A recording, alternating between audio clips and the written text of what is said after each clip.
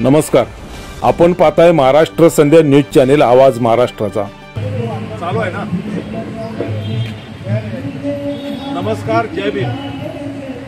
आपण पाहताय महाराष्ट्र संध्या YouTube news channel आवाज महाराष्ट्राचा। मी तानाजी कांबळे आपले स्वागत करीत आहे।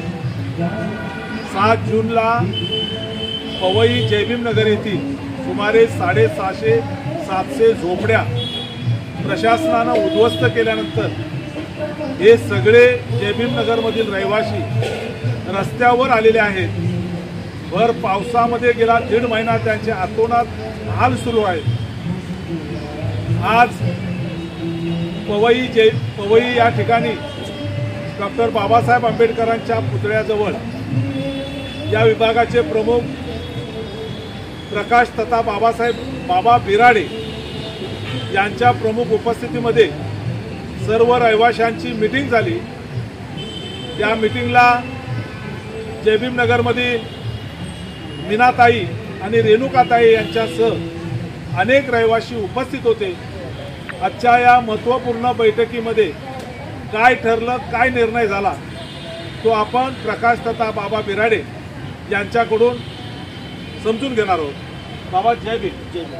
आजच्या बैठकीमध्ये काय ठरलं ते जरा आपल्या दर्शकांना सांगितलं तर। गेल्या महिन्याच्या 6 तारखेला ज्या पद्धतीने महानगरपालिका, पोलीस प्रशासन आणि विकासकाच्या माध्यमातून जयभीम नगर रहिवाशांना खूप मोठ्या प्रमाणामध्ये अनधिकृतरित्या त्यांच्या झोपड्या तोडल्या गेल्या होत्या।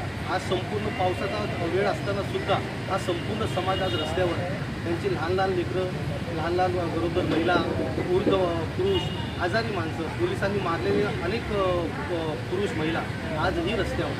आज यांची अवस्था एवढी खराब आहे की ज्या महाराष्ट्रामध्ये मुंबई संपूर्ण देशाला पोचून घेते, आज त्या मुंबईसारख्या शहरामध्ये आज आमचा परिवार रस्त्यावर। या रस्त्याच्या परिवाराला बघण्यासारखं इथलं प्रशासन आजही यांच्या विचारासाठी येत नाही। ना पोलीस डिपार्टमेंट येत आहे, ना महानगरपालिका येत आहे, ना कुठले नगरसेवक येत आहेत, ना कोण येतात। माननीय नसीम खान साहेबांच्या 6 तारखेपासून तर आत्तापर्यंतचा लढा त्यांनी न्यायालयापासून घेऊन तर प्रशासनापर्यंत त्यांनी दिला। या विधानभवनामध्ये आवाज उठवला गेला तर नसीम खान साहेबांच्या माध्यमातून विजय वडेट्टीवार यांनी या अध्यक्षांना प्रश्न विचारला की मुंबईसारख्या शहरामध्ये फुले शाहू आंबेडकरांचं राज्य असताना सुद्धा या महाराष्ट्रामध्ये मुंबईसारख्या शहरामध्ये संपूर्ण परिवार आज रस्त्यावर पाण्यावर भिजत आहे, त्यांना कोणी वाली नाही राहिलेला आहे। अशा परिस्थितीमध्ये या समाजाकडे बघणार कोण? जर मुंबईसारख्या शहरामध्ये जर दलित समाजावर अशा पद्धतीने जर हमला होत असेल तर ही निंदनीय आहे। आणि या समाजाकडे लोकांनी एखाद्या विकासकासाठी आपलं संपूर्ण प्रशासन वापरणं हे चुकीचं आहे। कारण ज्या पोलीस प्रशासनाने, महानगरपालिकेने, विकासकाने ज्या पद्धतीने एखाद्या नक्षलवादीच्या विभागाला एकूण घेरून आणि त्यांच्यावर कोम्बिंग ऑपरेशन केलं जातं, अशा पद्धतीने यांच्या झोपड्या तोडल्या गेल्या, त्यांना घराघरातून काढून मारलं गेलं, त्यांच्यावर अन्याय अत्याचार झाला। आणि मग ह्या संपूर्ण मुंबईसारख्या ज्या शहरामध्ये संपूर्ण सगळ्यांना न्याय दिला जातो, अशा व्यवस्थेमध्ये संपूर्ण समाजात डॉक्टर बाबासाहेब आंबेडकर असे म्हणतात, खेळामध्ये तर आम्ही विचार करण्याच्या पलीकडची गोष्ट। आणि आज 1.5 महिना झाला, आजही पावसामध्ये संपूर्ण समाज रस्त्यावर। नसीमखान साहेबांनी अधिवेशनामध्ये जेव्हा प्रश्न विचारायला सांगितला, त्यांनी पत्रकं दिल्या राज्यपालांकडे, आम्हाला सगळ्यांना घेऊन गेले, राज्यपालांनी त्याच्यावर कारवाई करायची आहे। पण हे प्रशासन या म्हणजे त्याचं गजाळ्याच्या कातडीचं आहे की त्यांच्यामध्ये मानसिकता आणि जीवच नाही आहे। एखाद्या जीवाला अशा पद्धतीने जर रस्त्यावर सोडून आपण जर कारवाई करून गेलो असेल तर त्यांचं पुनर्वसन करणं हे सरकारचं कर्तव्य आहे। आणि ज्या पद्धतीने आज न्यायालयामध्ये आपण गेलेलो आहोत, नसीमखान साहेबांनी चांगले कॉन्सिलर नेमलेले आहेत आणि चांगल्या पद्धतीने न्याय यांना देण्याचा होता। आज आम्ही यासाठी सगळ्यांना जमा केलं होतं की एवढ्या 2 दिवसाचा पाऊस चाललेला आहे, या पावसामध्ये नद्या नाला वाहू लागलेला आहे। अशामध्ये एक झाड आज रात्री त्यांच्या घरावर येऊन पडलेला आहे आणि त्यांचा जीव वाचवण्यासाठी हा संपूर्ण स्वतःसाठी तयार झाला, त्यासाठी कुठलाही इथला नेता आला नाही।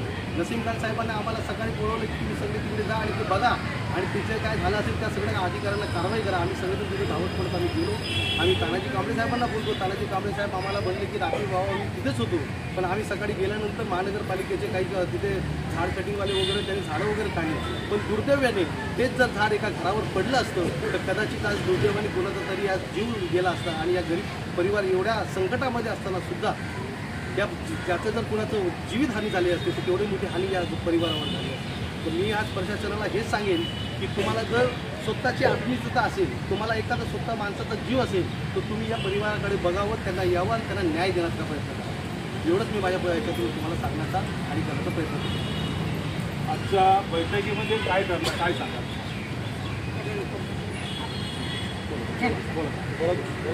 आजच्या बैठकीमुळं आम्ही कशासाठी आलो की आमच्यासाठी कोणीही दखल घ्या तिथे येत नाही. रात्री 11:15 वाजता ती झाड पडले. ती झाड पडले त्यानंतर एकच पोलीस आला साध्या ड्रेसवर. तर मी बोलते की साहेब तुम्ही कसे काय आले? मी आलो की मला कॉल आला. म्हटलं कोणा केला कॉल?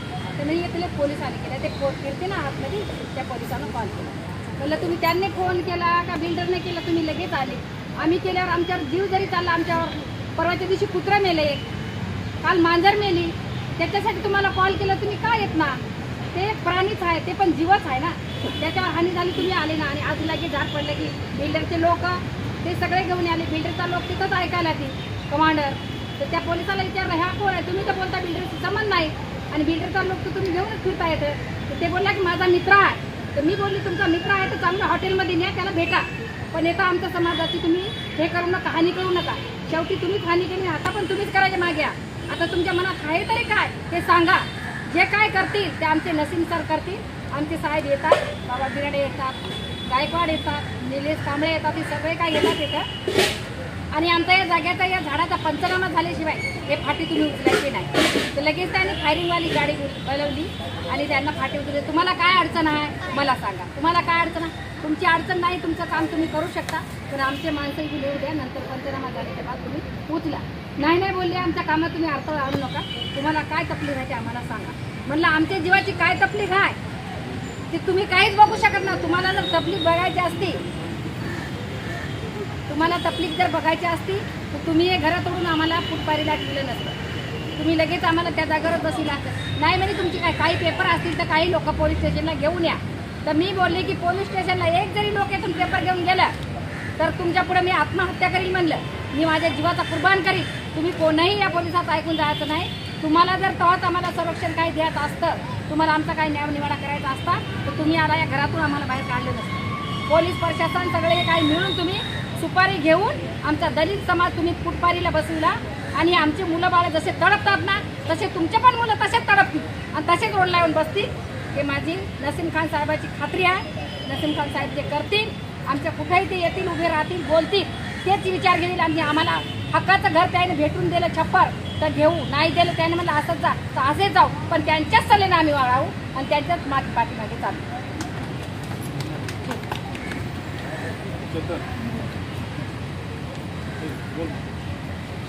जय भीम.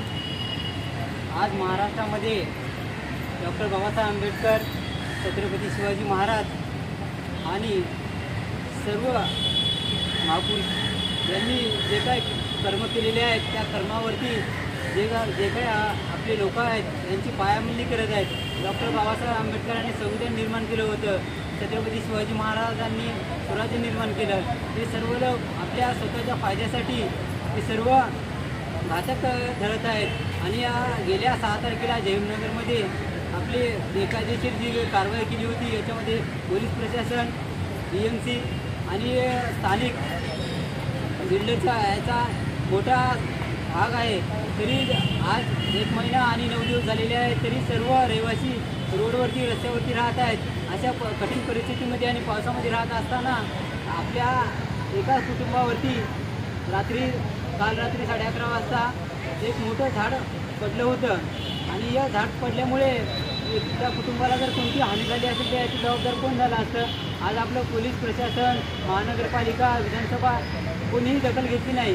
तर आपले माजी आमदार माननीय श्री नसीम खान साहेब हे गेल्या 1.5 महिन्यापासून आपल्यासोबत आहेत. कोणतीही घटना असेल, कोणती मदत असेल तर तरी आपली मदत करीत आहेत. आदरणीय आपले बाबा बिराडे साहेब आहेत, ते सर्वांना आपल्याला मदत करत. माझी पोलीस प्रशासन, DMC यांना एक नम्र विनंती आहे की आपण गेल्या 35 वर्षापासून राहत असलेल्या रहिवाशांचा आपण सर्वे केला नाही, हा सर्वे करून घ्यावा अशी माझी नम्र विनंती आहे.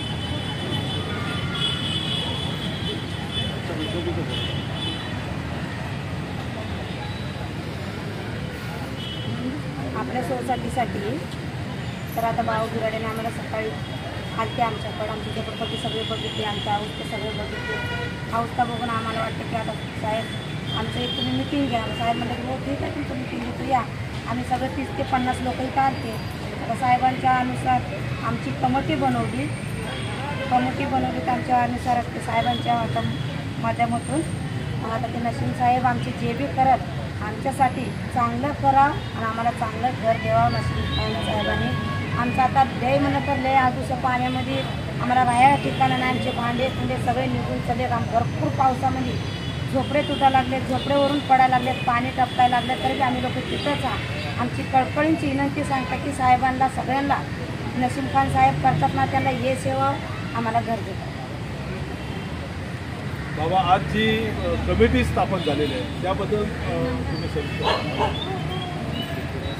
ज्या पद्धतीने आज संपूर्ण जमीननगरची अवस्था जर बघितली तर आज लोक कोणी भाड्यावर गेलेले आहेत तर संपूर्ण जास्तीत जास्त समाज आज रस्त्यावर आहे आणि ते विखरले गेले आणि ते विखरल्या गेल्या कारणाने यांच्यामध्ये थोडंसं मतभेद न व्हायसाठी आपण एक कमिटी स्थापन केलेली आहे. ज्या कमिटीच्या मार्फत आपण आपल्याला शासनामध्ये ज्या काही आपल्याला त्यांच्याकडनं आपल्याला ज्या काही सुविधा मिळून घ्यायच्या आहेत त्यासाठी आपण एक कमिटी स्थापन केलेली आहे. त्या कमिटीमध्ये महिला पुरुष आणि विभागातील सगळ्या लोकांना घेऊन एक कमिटी स्थापन केलेली आहे. त्या कमिटीच्या मार्फत आपण शासनाकडे आणि नसीम खानकडे ज्या काही पत्रव्यवहार आपल्याला करायचे आहे त्यासाठी ही कमिटी स्थापन करणं खूप गरजेचं होतं आणि या कमिटी स्थापनेच्या नंतर आपल्याला चांगल्या पद्धतीने एकमेकांमधला वाद आणि एकमेकांमधला संवाद साधता येईल आणि म्हणून आपण ही कमिटी स्थापना केली.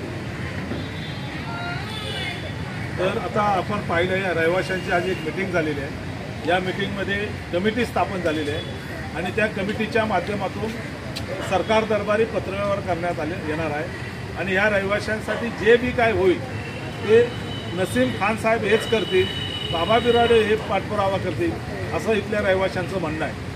आपण पाहताय महाराष्ट्र संध्या यूट्यूब न्यूज चॅनल आवाज महाराष्ट्राचा. महाराष्ट्र संध्या यूट्यूब न्यूज चॅनलचे असेच नवनवे व्हिडिओ आपल्या मोबाईलवर पाहण्यासाठी चॅनल सबस्क्राईब करा. धन्यवाद.